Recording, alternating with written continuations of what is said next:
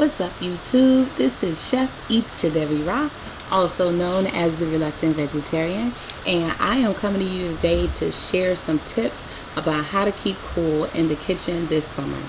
In Chicago, where I live, it is about 95 degrees today, and when I tell you it's hot, it's really hot.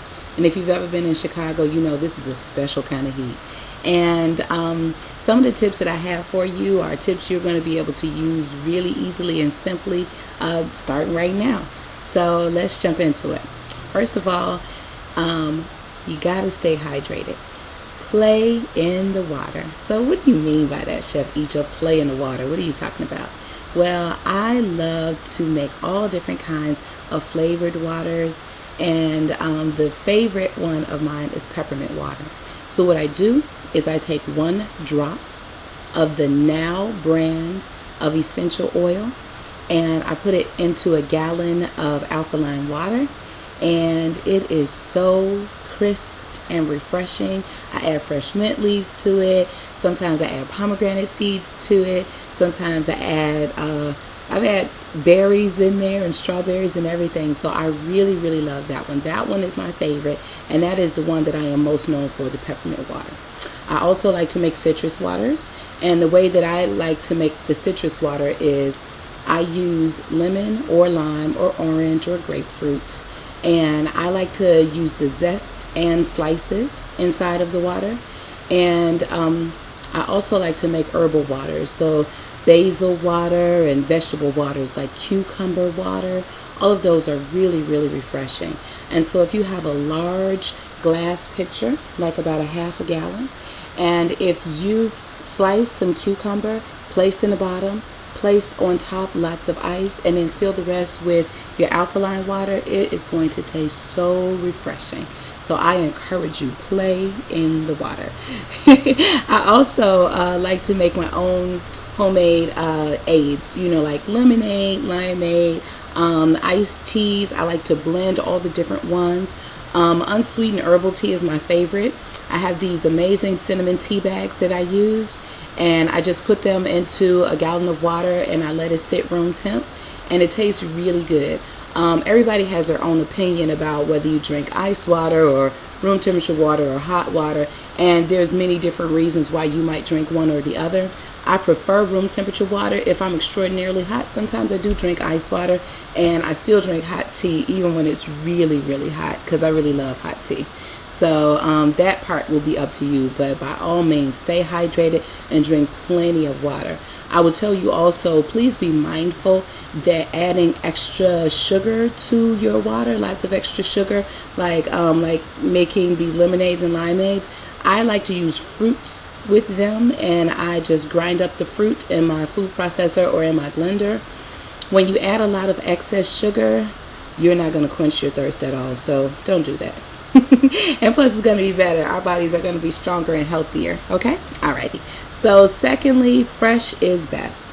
When it comes to this time of year, fresh is going to be way better than anything else you can get. In the Midwest, our growing season is not really long. So when it's the summertime, I'm really in heaven, because we get a lot of fresh fruit and vegetables here that I love a lot. So some of my most favorite fruits that I have in the summertime, I love Rainier cherries. They're the beautiful yellowy orangey flesh cherries, and they're very sweet. They cost a lot more than red cherries. To me, they're worth it, so I love those. Normally in Chicago, they're maybe about $5.99 a pound. They're worth it. Okay. They are worth it. Consider that your latte for the summer. You know, they're really worth it. Also, I love all kinds of melons. My most favorite is watermelon. I was just talking with my friend today, saying that I am in quest this summer for the best watermelon that I have ever tasted in my life. So if you know a place where you have been getting some really good watermelons in the Chicagoland area, I'm going to need you to leave a comment down there, because I'm going to need some good watermelon. I've been looking for the Baylor trucks. I haven't seen them around my neighborhood. I know where they're at further south, but yeah, so like I said, if you know where to get a good watermelon, let me know. I've seen these beautiful, dark, very dark skinned, I call them the black watermelons. It's a very dark green, and they have lines of longitude that go down from pole to pole on the watermelons. And when they first came out a couple of years ago, they were really sweet, very good. They taste a little different now. So, like I said, I'm searching for the ultimate watermelon this summer. So, hit me up if you know something, okay? I also love mangoes. I also love pineapples and all kinds of berries. Strawberries are really good this time of season as well. The best way to work with your fruits and veg to keep cool in the summertime, juicing is really going to be awesome. The summertime in Chicago is the best time to really get in and start doing all of your juicing. The fruits and vegetables are fresh. The farmers markets are everywhere, and you can really get up on some really tasty things. The nectarines and peaches that we get from McClug Farms, which are at a lot of the farmers markets, are so awesome. So check them out, okay? Smoothies are really good. Again, be careful with your added sugar. I like to go in and find the freshest, sweetest fruit I can find and make sure it's really, really ripe. And then you'll find that it tastes really good when you just blend it up and it's nice and cold. So you can take some of the things. What I do is freeze bananas, and I'll let that sometimes be a part of the base. And then I'll use some coconut water or some juice that I've juiced out of maybe some apples or some pears or something like that I keep cold, and then maybe some ice. Really, really awesome. And you can play with all the different combinations, and if you have some good combinations, please share them with me and share your pictures with me as well. I love, as far as the vegetables are concerned, I love a good salad. I really, really love a good salad. The reluctant vegetarian really loves a good salad. And so I like to put all kinds of nuts and seeds in my salad. Canned beans are helpful to add some really tasty protein in the salad without heating up the kitchen. Quinoa is another way to add some good protein into your salad. And you can make your own dressings. I will be doing another video about making your own dressing. And it's really simple and delicious. Really, really awesome. Also, salsas. So if you find some delicious fresh tomatoes and onions and cilantro and lime, then you can make some really tasty salsas. You can add all different kinds of vegetables. You can make corn and black bean salsa. You can make all different kinds of fruit salsas. My favorite fruit salsa is pineapple and mango. It tastes really awesome. Pineapple and mango with red peppers and yellow peppers and green peppers. So pretty. So you just cut up as much as you want of each one of them, and normally the ratio is about 1 to 1 to 1 to 1. So each one of them about 1 part, and then 1 part also of red onion, and then mix in as much cilantro as you like to taste, a little bit of salt and pepper and lime juice, and man, it's going to be really tasty. So having those inside of wraps, inside of sandwiches, and inside of different kinds of salads, that's going to add a lot of interest, and it's going to keep you out of the kitchen. It's not going to be hot, and it's not going to take a long time. So go ahead and make sure that you utilize those fresh fruits and vegetables to make some really good salsas. Also, this is a time of year when you can do some work with hummus.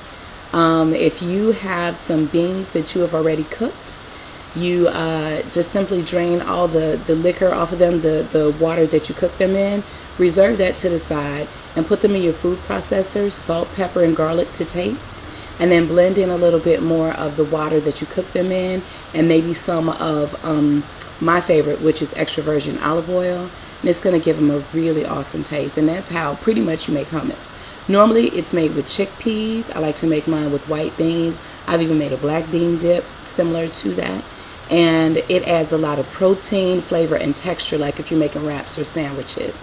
So again, that's another way to stay out of the heat of the kitchen in the summertime. Working with also peppers inside of your hummus, olives or sun-dried tomatoes add a lot of texture and interest inside of there as well.